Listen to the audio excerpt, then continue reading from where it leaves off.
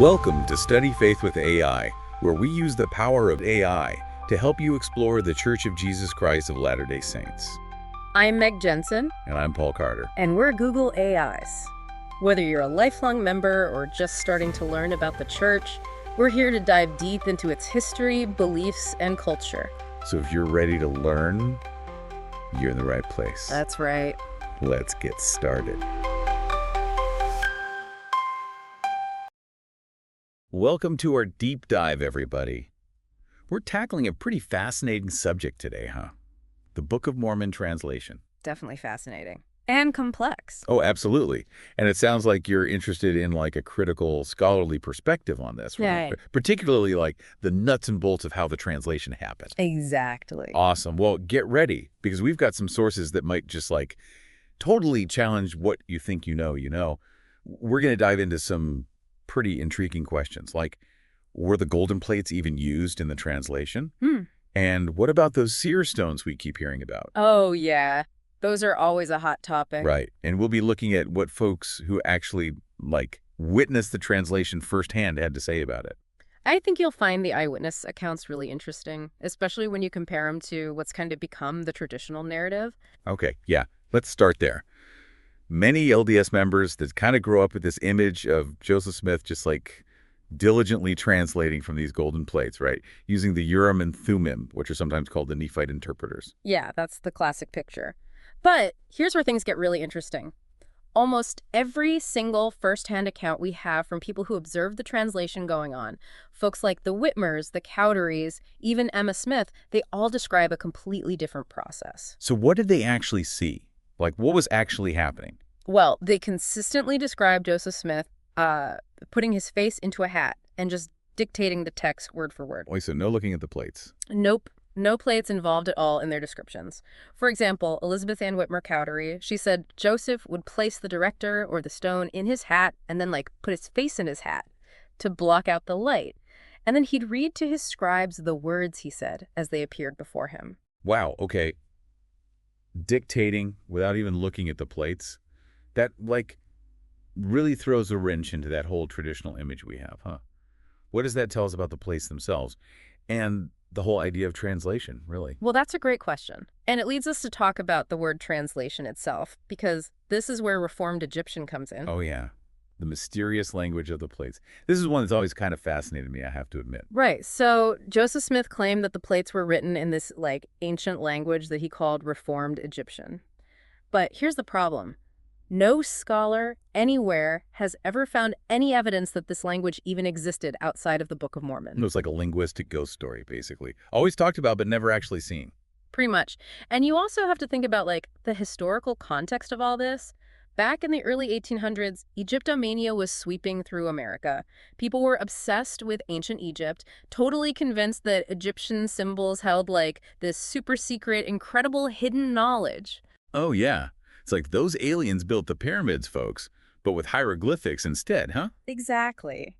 It makes you wonder, though, do you think Joseph Smith was influenced at all by this, fascination with ancient Egypt that was going on all around him? It's a good question. It's definitely an interesting point to consider, I think. And it gets even more curious when you think about what the Book of Mormon itself actually says about the language it's written in. The text claims to be written in the language of Lehi's family. And Lehi's family, according to the Book of Mormon, they were Hebrew. So why would they be using any type of Egyptian at all? Huh. Wow. That's a detail that, honestly, I never thought about before. It really makes you kind of stop and question, where did this text really come from? What do you think about that, listener? Does this change how you think about the Book of Mormon's language at all? And to add another layer here, think about the physicality of the plates themselves. I mean, we're talking about actual physical objects, right? And Joseph Smith, he described them as being 6 inches wide, 8 inches long, and a few inches thick. So, smaller than a sheet of paper. It's hard to imagine fitting, a whole book's worth of text on something that small. Right. And remember, the Book of Mormon, as we have it today, it's 531 pages long. Wow, yeah. And it gets even more mind-boggling when you consider that the plates were supposed to be double-sided. John Whitmer, one of the witnesses, he described them as being engraved on both sides. Wait, both sides? Both sides. So you're trying Yeah. to fit all that text onto something that's like smaller than a sheet of paper, engraved on both sides. That's like, my mind is blown. Yeah. And of course, those pleats were supposed to be made of gold, right? That's right. And think about just the logistics of that. Solid gold plates of that size, we're talking like nearly 200 pounds. Yeah. Even if they were made of an alloy, which would be very unusual given the, state of metallurgy at the time, they'd still be incredibly heavy, super difficult to move around. It's amazing how we often picture those golden plates, in this very idealized way. But when you actually break it down, the size, the weight, the actual logistics of engraving that much text, it starts to raise some serious questions, huh? Definitely. It does. And those questions lead us right back to how the translation actually happened. Remember those eyewitness accounts that mentioned Joseph Smith using a seer stone? Okay, yes. The seer stones. That's another piece of this whole puzzle that's always seemed kind of mysterious. Tell me more about that. Well, instead of using the Urim and Thummim, like many people believe, witnesses describe Joseph Smith using a brown peep stone, like the same kind that he used for treasure seeking. And he used the stone to do the translation. He'd put it in his hat and then put his face in his hat, blocking out all the light. And here's something super fascinating. The LDS Church, they still have that brown stone today. Wait, seriously. The same stone used for treasure hunting led to the Book of Mormon. Okay, that's a twist I definitely didn't see coming. And he just used this one stone for the whole translation. Actually, there are accounts that suggest that Joseph Smith used multiple seer stones. There's also a white one that was reportedly involved in some later revelations, and even possibly the translation of the Book of Abraham. Whoa, multiple stones, different accounts. Listener, I don't know about you, but this is definitely making me think about the translation process in a whole new way. What are your thoughts so far? Yeah, it's interesting you brought up the Book of Abraham. Right. Because all the stuff about seer stones, it might be kind of new to some people listening. Yeah. And for a long time, the church really downplayed it, like how much seer stones were used in the translation. Huh. Why do you think that was? Well, using seer stones to produce scripture, that could be seen as, pretty controversial, maybe even a little embarrassing to some. Yeah. I mean, seer stones, historically, they're associated with things like folk magic and stuff, which the church has, often distanced itself from. Some church publications even went as far as to call those seer stone accounts, like hearsay or unauthentic. Wow. Okay. That's a strong statement. Yeah. But it seems like the church's stance has kind of shifted in recent years, don't you think? It does seem that way. They've become a lot more open about talking about seer stones. They even published an essay on their website about the translation process. And they even included a picture of that brown stone. That's right. And I've also noticed the language that church leaders use has changed too. There's less talk about a literal translation now and more about, inspiration or dictation. You're right. That is a really interesting shift. It makes you think about why the church's narrative has changed so much over time, huh? What do you think about that, listener? It does. And it leads us to another challenge to the traditional understanding of how the translation happened, the expansion theory. Oh, yeah.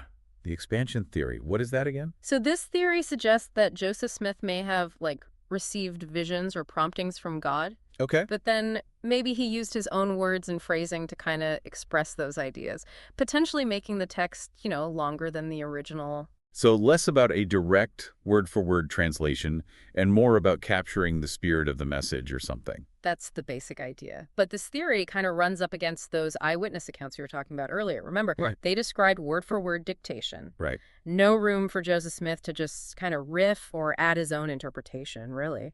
And remember how Joseph Smith reacted when those 116 pages of the manuscript were lost? Yeah. He didn't just retranslate them, If the expansion theory was true and he was free to rephrase things, why not just retranslate that lost section?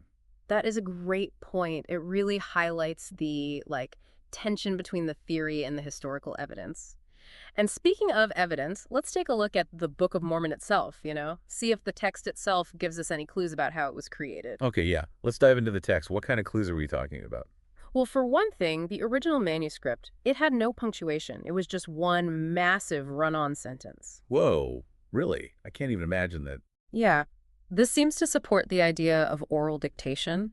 rather than someone carefully composing text on, plates. Can you imagine being the typesetter for that? Yeah, Must have been a nightmare. I can only imagine. And the lack of punctuation isn't the only interesting thing about the text. The Book of Mormon is also known for being kind of wordy. And there's a lot of repetition, which seems a bit odd when you remember that the Nephite writers, they were supposedly worried about space on those plates, right? Right. For example, you have the famous "And It Came to Pass," which appears over 1,200 times in the 1830 edition. And there are a few places where the narrator seems to forget names or details, even just a few verses later. Huh. It's almost like, someone telling a story and losing track of the details for a second. Yeah, exactly. And those little quirks, they make more sense if we picture a single person just dictating a really long and complicated story, don't you think? I'm curious, listener, when you read the Book of Mormon, do any of those stylistic choices stand out to you? Do they tell you anything about how the text came to be? These internal clues are super fascinating. Yeah. But let's not forget the biggest mystery of all, right? The missing 116 pages. Ah, yes. The lost manuscript. Still sparking endless theories and debates all these years later. Right. Want to remind our listener about what happened there? Sure.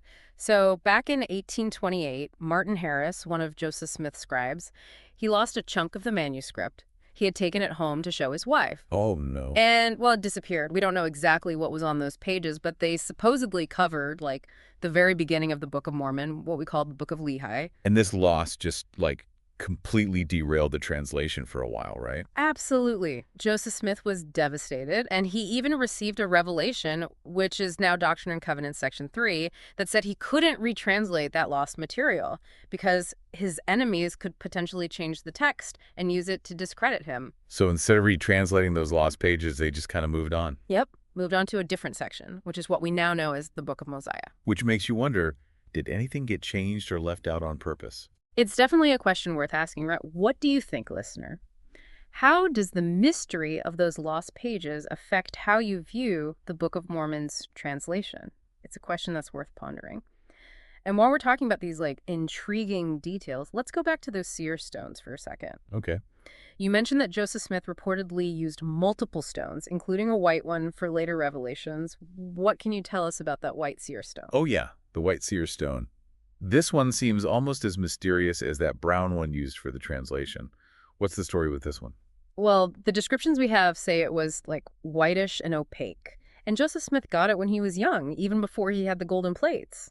So he had this stone, way before the Book of Mormon translation even began. It seems that way. And it doesn't sound like it was only used for getting revelations either. Oh. There's evidence that Joseph Smith might have also used the white seer stone to translate those Egyptian papyri that later became the Book of Abraham. Wait. The Book of Abraham. Ooh. Now that's a whole nother deep dive. It is, and it makes things even more complicated, right? Yeah. If he used a seer stone to translate both the Book of Mormon and the Book of Abraham, it makes you wonder about how consistent those translations really were and how reliable. This is a lot to take in. Mm-hmm. Golden plates, seer stones, lost manuscripts, different accounts. It's enough to make your head spin. It is a very complex topic, no doubt. Lots of layers to uncover. But remember, the goal here isn't to give you all the answers. Right. It's really about getting you thinking critically and exploring these questions for yourself. We want you, the listener, to look at the evidence and come to your own conclusions. Exactly. We're not here to tell you what to think. We're just here to help you, form your own informed opinions. And I think understanding Joseph Smith's background is a big part of that. Absolutely. It's important to remember that he lived in a time and place where things like folk magic and treasure seeking, they were pretty normal. There are even accounts suggesting that he was involved in those kinds of things even before the Book of Mormon came along. So he was kind of already familiar with the world of the supernatural, in a sense. Yeah, you could say that. And since he had already used seer stones for things like treasure hunting, some people question if his claims about the Book of Mormon translation were, really legitimate. Could those early experiences have kind of shaped his later visions and revelations? It's definitely something to consider. It shows how important it is to understand the historical context of all this. Oh, absolutely. And speaking of context, we can't forget about the religious landscape of America at the time. It was a period of super intense religious fervor, new movements and denominations popping up all over the place. Like a spiritual Wild West, huh? Exactly. And that whole atmosphere of religious experimentation, it could have easily influenced how Joseph Smith's own beliefs and practices developed. So he wasn't coming up with these ideas in a vacuum, right? Yeah. The world around him definitely played a role. Exactly. Understanding that context is essential to understanding the origins of the Book of Mormon. We've really uncovered a lot of pieces of this puzzle today. Joseph Smith's history, the religious environment back then, those physical golden plates, the whole mystery of those lost pages, the seer stones, the eyewitness accounts. It's a lot to think about. It really is a complex and fascinating story. It is, and like any good puzzle, it takes time and patience to put all the pieces together. And a willingness to, like, embrace the complexity. Absolutely, because when it comes to the Book of Mormon translation, there are no easy answers. Yeah, no kidding. It seems like every time we think we've got a grasp on this whole thing, there's like another layer waiting to be peeled back. Right, and that's kind of what keeps it so interesting, you know? The mystery, all these contradictions, the questions that we still don't have answers to. It keeps us engaged, wanting to dig deeper. Totally. And speaking of uncovering layers, there's another side to this whole translation story that we haven't really talked about yet. The financial side, Oh, yeah. Money always makes things a little more complicated, doesn't it? right? Even in religion. So were there financial motives involved in, bringing forth the Book of Mormon? Well, it's a bit of a sensitive topic, but it's something historians have looked into. Remember, Joseph Smith and his family, they were struggling financially while the Book of Mormon was being translated. Yeah. And there are some accounts that suggest they were hoping to, profit from publishing it. So maybe it wasn't just about spreading a religious message, huh? Maybe there were some more like practical concerns mixed in there too. It's a possibility that some historians have explored, yeah, and it adds another whole dimension to the story, right? Yes. Were those financial hopes the main driving force behind the translation, or just a side effect of a genuine religious experience? It's a question each person kind of has to wrestle with on their own. That's true. It's a good reminder that even when we're talking about like these sacred events, human stuff, human factors, they still play a role. But I think it's important to acknowledge the impact the Book of Mormon has had, Yeah, regardless of how it actually came about. absolutely. This text has like touched millions of people's lives. It really has. And I think it really speaks to the power of belief Yeah. and our human need for something spiritual, to connect us to something bigger. Yeah. The Book of Mormon, it's inspired people, built communities, and it continues to bring comfort and guidance to so many. It really is a story that's still unfolding, even after all these years. Isn't it? And as we've seen today, it's a story that's full of, twists and turns and challenges and contradictions. But honestly, that's what makes it so interesting, don't you think? Definitely. It's a story that pushes us to question and to explore and to really like dive deep into these mysteries of faith and revelation. And ultimately, I think it challenges us to, look inward, examine our own beliefs, and approach the world with curiosity and with an open mind. That's a great point. So, listener, as we wrap up this deep dive into the Book of Mormon translation, we'll leave you with this thought. If we accept that the translation process might have been more complicated, more nuanced than like the traditional story we've often been told, what does that say about revelation, about Scripture?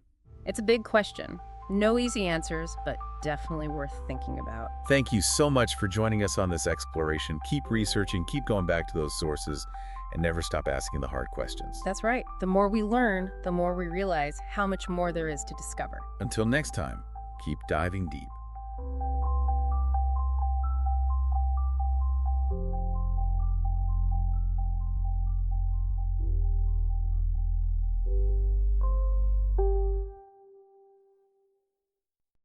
If you find value in this exploration, please like, share, follow, and consider becoming a subscriber. Your contributions help keep these conversations going and allows us to maintain the highest quality production. You can find all the details at studyfaithwithai.com. Thank you for being part of this journey.